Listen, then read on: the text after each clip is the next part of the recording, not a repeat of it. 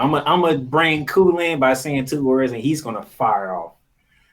Cool. I'm gonna put it plain and simple for you, sir. And the two words that committee should just went ahead and used that we all know. Florida State didn't have enough style points. Go ahead, sir. So I completely agree with Cole's statements. We're going to look at things from a different angle here. So when the committee should have came out and said what Cole said they should have said, what Cole so graciously forgot that they should have also put in there, which is why they didn't say that, Cole.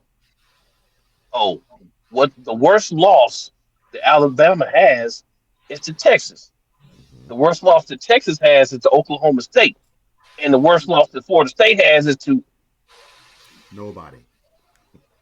so you can't use that argument, right? And actually, it's Oklahoma. Yeah, sorry, I said Oklahoma State. Um, so here's what's funny to me about this entire situation. Florida State won a game with their backup quarterback. It looked pretty solid. Florida State won a hard-fought game with their Third. third string quarterback. Second string quarterback was out with a concussion. So the ACC championship game is played what 3, 4 weeks before they would have played the college football playoff championship. So Hmm. guess who would have been back by then? The Same backup quarterback. quarterback. At least a backup, yeah. Yeah, the backup who looked pretty good when he played, right? Didn't get a lot of chances to see him because that's why you have a starter. And Jordan Travis, the talent that that man had, you're going to keep him on the field. So you're punishing a team because you're trying to insinuate. You won't come out and say it because testicular fortitude is the furthest thing from anybody on this committee's mind.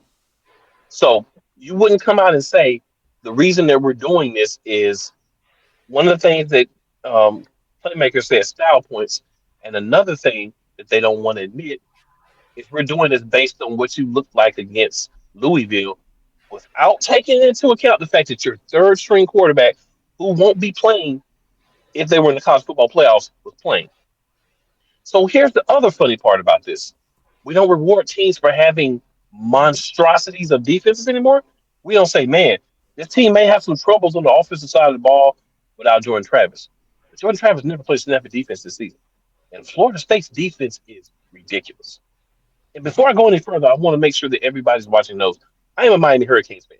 I hate Florida State to the core of my being. I hate Florida to the core of my being. I hate them both. I wouldn't be mad if their universities burnt to the ground. Right is still right. Right. And the right thing to do is a team that has went out scheduled. Florida State cannot control that LSU wasn't as good as they should have been with Jaden Daniels this year. LSU should have been better, but Florida State cannot control that. All they can do is years ahead of time, because keep in mind, Florida State wasn't able to go this past summer and say, hey, Alabama, y'all want to play? Hey, Ole Miss, y'all want to play? Hey, what? You schedule these one-on-one matches a couple of years out, right? Because you have to make room in your schedule.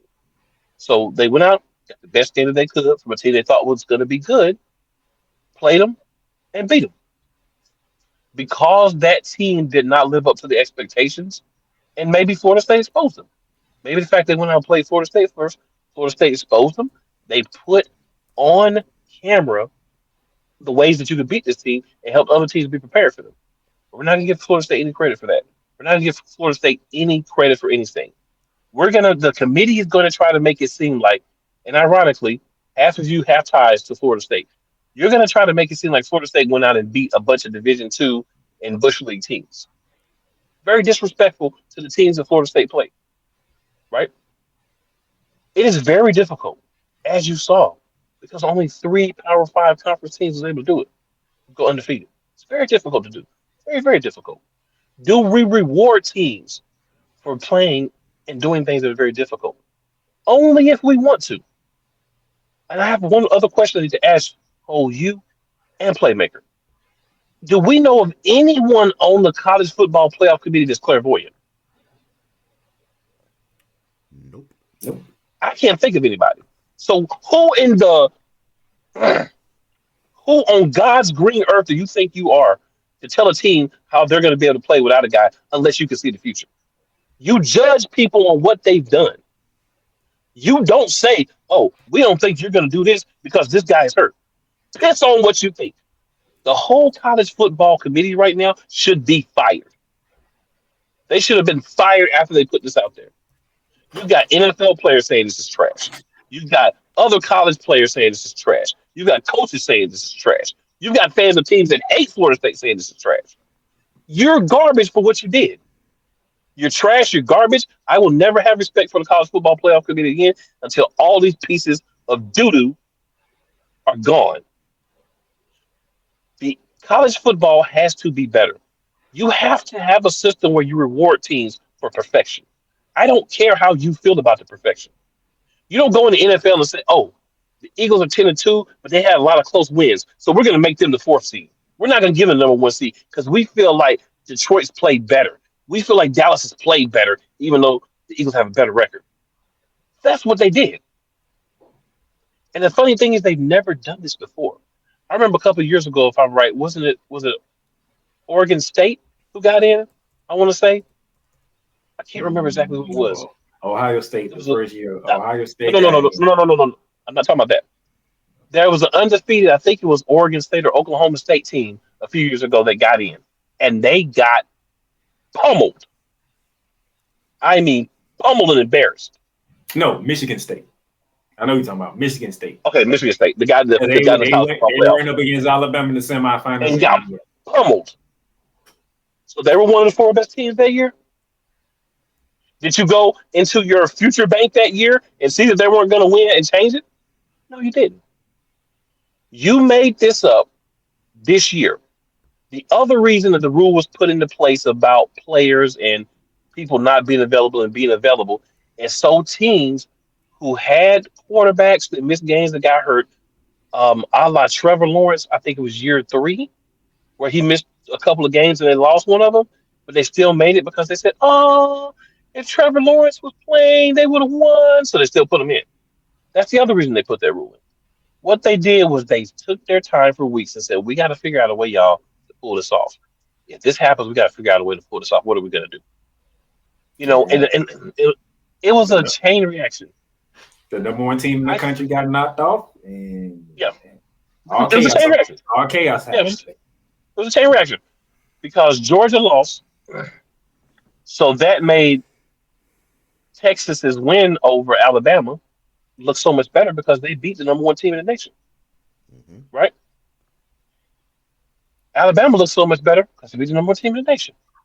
So it's funny that the effect was Texas got boosted to 3 and Alabama got boosted to 4.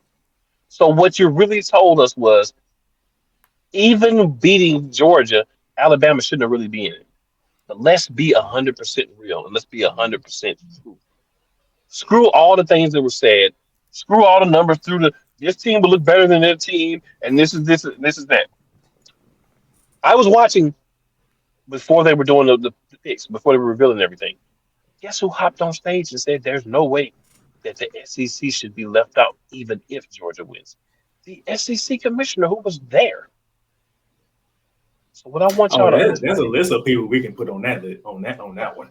But what I want you to understand is they were not going to have this and not put an SEC team in it because they are garbage. Everything that the committee has told us over the years, I've never believed.